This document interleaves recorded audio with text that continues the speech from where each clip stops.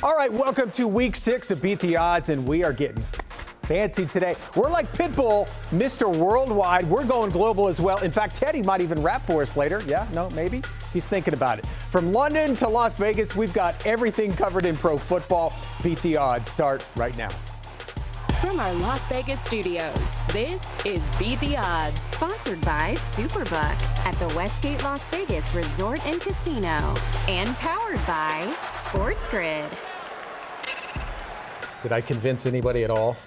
I don't know. If you lost the jacket, at least we could match. I think the jacket is just clashing, but that's okay. That's okay. Well, we clash in general, so that kind of works. That's true. It's a metaphor. Welcome inside our Las Vegas studio, and we're off and running. I'm Dave Hall. And I'm Mariah Janos. Keeping with that Pitbull theme, though, some teams are going timber, and some of you fans might need... Fireball! Dun, dun, dun, dun, dun. So good going down, so harsh coming back up. Absolutely. Our Mr. Worldwide, Fat Jack, he's in London this week for the game there. Jack, what do you have for us? Hello, everybody from London, England, and it is fall time. And just like Pumpkin Spice Latte, a tradition like no other, Beat the Odds goes to London. When pro football goes to London, we're here all weekend long, bringing you most up-to-date information on the big game coming up here. As pro football goes to London, Beat the Odds goes to London, England. Also coming up on today's show, scoring was up last week, so is it time to start smashing the overs? Plus, we'll have our player prop showdown and best bets from Teddy and Jack.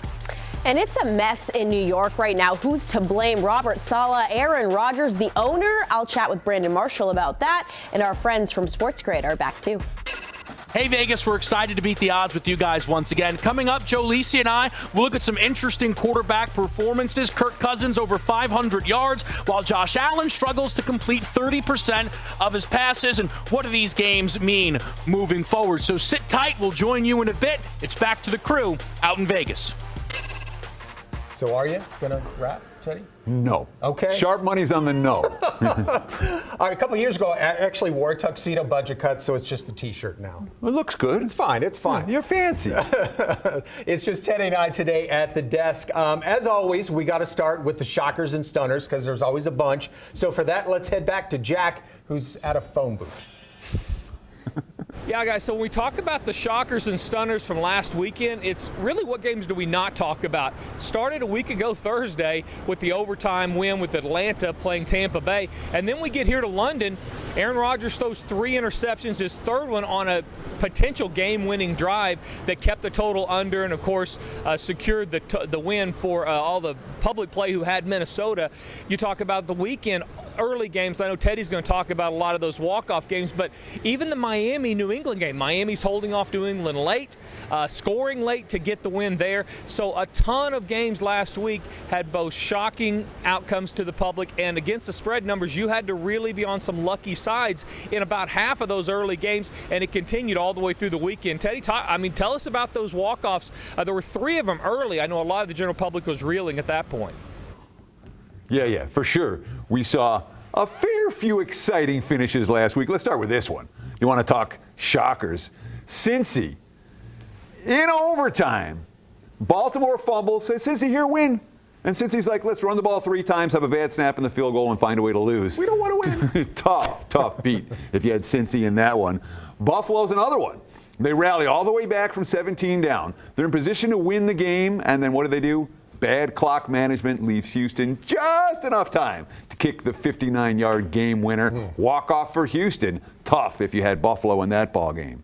San Fran, second time in 2 weeks, they go from covering a point spread of more than a touchdown in the fourth quarter to losing the game outright. Happened against L.A., and last week happened against Arizona. San Fran backers not amused with that finish. And, of course, you got to mention the upset of the year in college football with Vandy beating Alabama outright. Yeah, I know, it's an NFL. It's a football show. We'll keep on the pro side of things here. Let's talk about Jacksonville and Indy. When you talk about stunners, that game lands right in the middle. Bounce between -2.5 and -3.5 all week long. Lands in the 3. That's never good for the house. How good is Washington if we're talking about stunners? Right. The biggest first-half lead that franchise has had in a decade last week. And all of a sudden, Washington backers, real excited about a team that's been a bottom feeder forever. And of course, the G-men give up a 100-yard fumble return touchdown and still find a way to pull the upset in Seattle. Lots of shockers and stunners last week, Dave. Yeah, starting to wonder if maybe some of these teams are actually pretty good. We are into week 6 now. All right, thanks, Teddy. Well, in the battle of pros against Joes, chalk one up for the little guys. You guys actually had a very good weekend. Here's Mariah at the Superbook Westgate Las Vegas with more on that. Thanks, Dave. I'm here with EVP of Superbook Operations, Jay Cornegay. Jay, we're on to week 6, but let's look back to last week. A lot of favorites coming up big in that week. How did you guys do here at the book? Well, this was our first losing Sunday, Mariah. We did very well the first 4 weeks, but with all the favorites that came in this past Sunday, I think we lost every single morning game on Sunday, and it really wasn't that much better in the afternoon. But when the favorites cover like that, usually it's a sign that the books are struggling. And what kind of trends are you seeing at this point in the season? Well, the trends, I think the word is parity. We're seeing that across the board from top to bottom. You're seeing a lot of point spreads that are very close to one another, and it's really unpredictable. I mean, it's great for the bookmakers, tough for the bettors, but we'll take it. We know it all evens out in the long run. And how does that impact the point spread going forward when setting lines? I've been doing this for a long time, Mariah. I've never seen a season like this. We're heading into week 6 here, and we've only had one double-digit favorite. It was San Francisco at home against New England. They did cover, but to think that we've only had one double-digit favorite through week 5, it's amazing. All right, Jay, thank you so much. Dave, we'll send it back to you in studio. Thanks, guys. Up next, we're going to head back to London. Jack's going to break down the game there and what you better should be looking at. Plus, who's to blame for the mess in New York, and can it be fixed? We're going to ask our champ next, Brandon Marshall. Before we head to break on Sunday, Washington QB Jayden Daniels became the first player ever to record at least 1,000 yards passing and at least 250 rushing yards in his first 5 career games. Which 2 players did he surpass? The answer coming up next.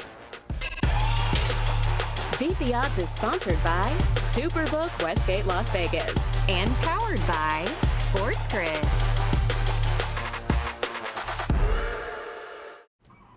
Welcome back. On Sunday, Washington QB Jayden Daniels became the first player ever to record at least 1,000 passing yards and at least 250 rushing yards in his first 5 career games. Which 2 players did he surpass? The answer, RG3 and Kyler Murray. They both had 1,000-yard passing, but just over 200 yards rushing in 2012 and 2019, respectively.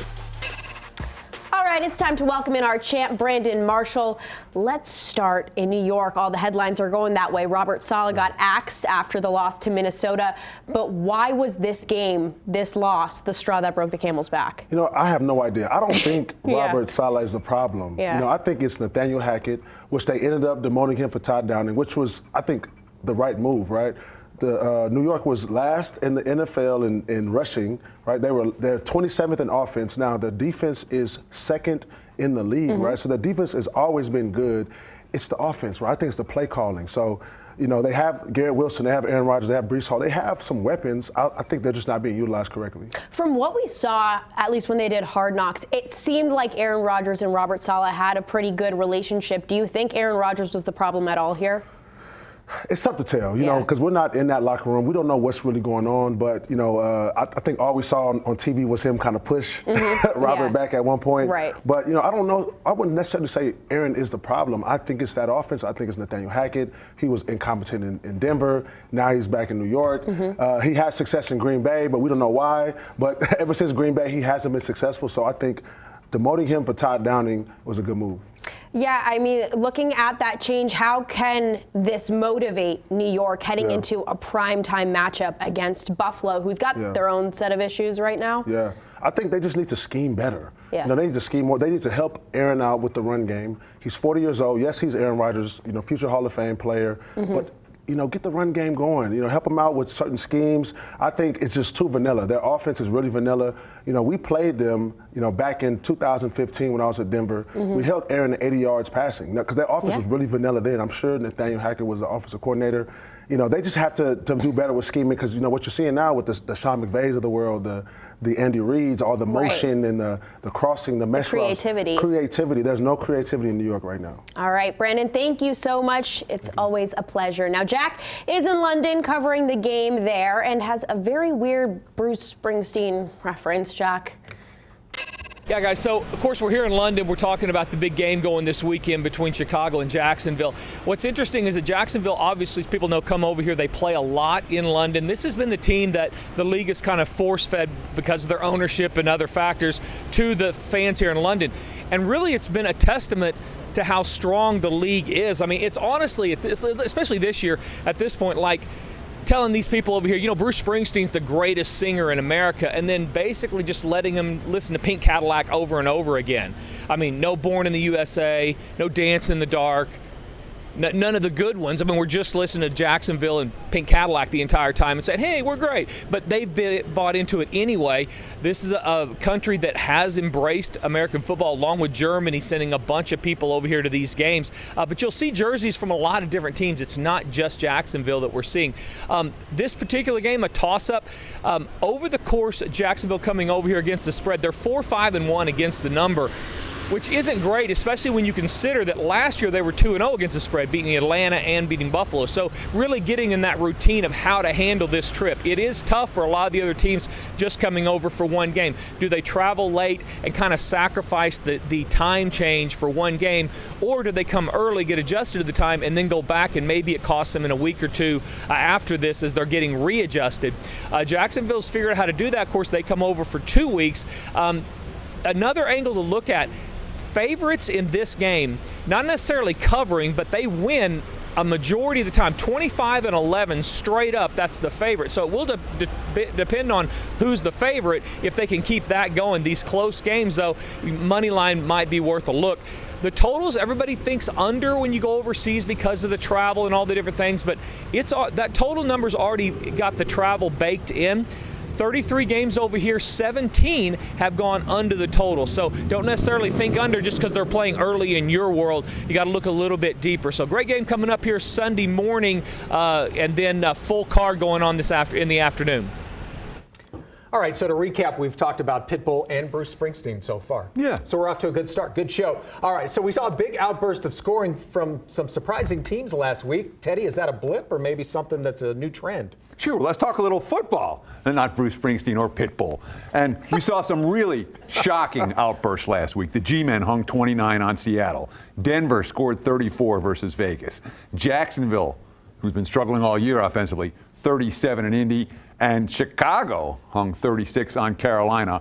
All four had asterisks attached to them. The G-Men, of course, were able to get a fumble return touchdown at the end of the game. Denver played a team without their best pass rusher, Max Crosby.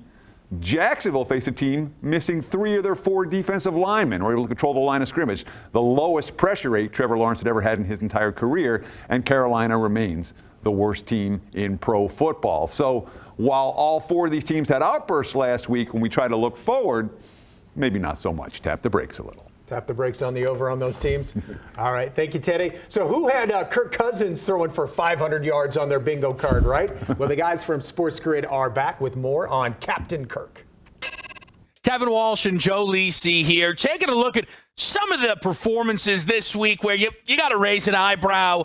Is this going to become the standard? Is this going to carry over into the coming weeks here? And I think it's pretty easy to say no for Atlanta's quarterback Kirk Cousins, but it's relative. 509 yards, incredible performance, 4 passing touchdowns. Joe, again, that's not the bar he needs to clear, but perhaps a pass-first offense for Atlanta is the way to go moving forward. I believe so, Kev. That's why you got Kirk Cousins in Atlanta, to elevate this passing attack. He distributed the football to multiple wide receivers. They pull it out in overtime, 36-30 over Tampa Bay, and I expect it to continue. Not 500 yards, but maybe in the area of 250 to 275. They're playing a Carolina team that allowed in back-to-back weeks Joe Burrow and Caleb Williams to throw for a combined 4 passing touchdowns. Look for Kirk Cousins to show some consistency this weekend. I'm really interested to see how it looks because I think Carolina is going to immediately dropping back into the bucket of auto fade for everybody out there. At times, though, you get in division and wild things can happen. I just feel maybe it's a buyer beware. Though, if you look at what Carolina put on film last week, it's a team that's easy to fade. And certainly defensively, Caleb Williams, the first-round draft choice for Chicago, averages over 10 yards per pass attempt, multiple passing touchdowns, and they both went to DJ Moore. And the Chicago wide receiver room is loaded with talent. Maybe questions about who is the number one. It feels like DJ Moore put that to bed with this game. Absolutely, and he was the number one last year for a former quarterback, Justin Fields, really coming into his own, and I expect it to continue this coming weekend against Jacksonville that allowed Indianapolis quarterback Joe Flacco to throw for over 370 yards. Look for DJ Moore to build off of last week's performance. You know, we talked, that's a crowded wide receiver room in Chicago. The running back room in Denver is a little bit crowded, but maybe Javonte Williams clearing that up. Over 100 total yards in the game as they beat down on Vegas. 61 on the ground, another 50, and led all wide receivers for Denver. They do square off against the divisional opponent in L.A. and Jim Harbaugh. Look for Javonte Williams to be a main component of that offense this week. And it's something that their quarterback in Bo Nix and their head coach in Sean Payton will look to rely on as Nix continues to progress throughout this rookie season. We'll be keeping eyes on all of these key players as we continue to follow the season. You're watching Beat the Odds, sponsored by Superbook at the Westgate Las Vegas Resort and Casino, and powered by Sports Grid. All right, here we are, flying high above Allegiant Stadium here in Las Vegas. Scan that QR code. It's our website, beattheoddstv.com. Now let's pass it back to the boys at Sports Grid. Kevin Walsh and Joe Lisi here, taking a look at some of the more underwhelming performances this past week, and I'm not sure any was worse than Josh Allen completing barely 30% of his passes against Houston. I know that defense has improved, Joe, but Josh Allen now goes back-to-back weeks without being able to get 200 passing yards on the board. Yeah, incredible, Kev. If you take out the touchdown pass to Keon Coleman in the third quarter, Josh Allen would have under 100 yards passing in the loss to Houston, pulled them to within 3, couldn't make second-half adjustments, short to intermediate throws now in back-to-back weeks. In order to get this victory against Aaron Rodgers in New York, Josh Allen is going to have to bring it because that New York secondary held Sam Darnold in check in the second half. It certainly did, and it's going to be a tough task, but it does look like a big-time bounce-back spot for Josh Allen. This 2-game run here is the first time in over 4 years we've seen him go consecutive games without at least 200 passing yards. You would expect a bounce back, but then again, I would have expected it against Houston. I'll tell you, though, we know Josh Allen's going to be able to keep his job as Buffalo's QB. I'm not sure I can say the same thing for Travis Etienne, as all of a sudden his running mate in the Jacksonville backfield and Tank Bigsby is starting to look really impressive. How concerned are you for Travis Etienne moving forward? Very concerned. Tank Bigsby did get double the carries in the workload in regards to the rushing attack. 13 carries, 101 yards, 2 touchdowns. I think if Travis Etienne does have a part in that offense, it potentially is on third down. Did have 6 receptions for 43 yards that can maybe implement him in the short to intermediate passing game, but I think the rushing attack, RB1, is Tank Bigsby. Now, let me ask you about a rookie in Marvin Harrison Jr., who we've talked about in this fashion before. Yet this performance here was really surprising. A comeback effort for Arizona against San Fran, and they never needed their standout wide receiver. I get it, again, a rookie, but 2 catches, 36 yards.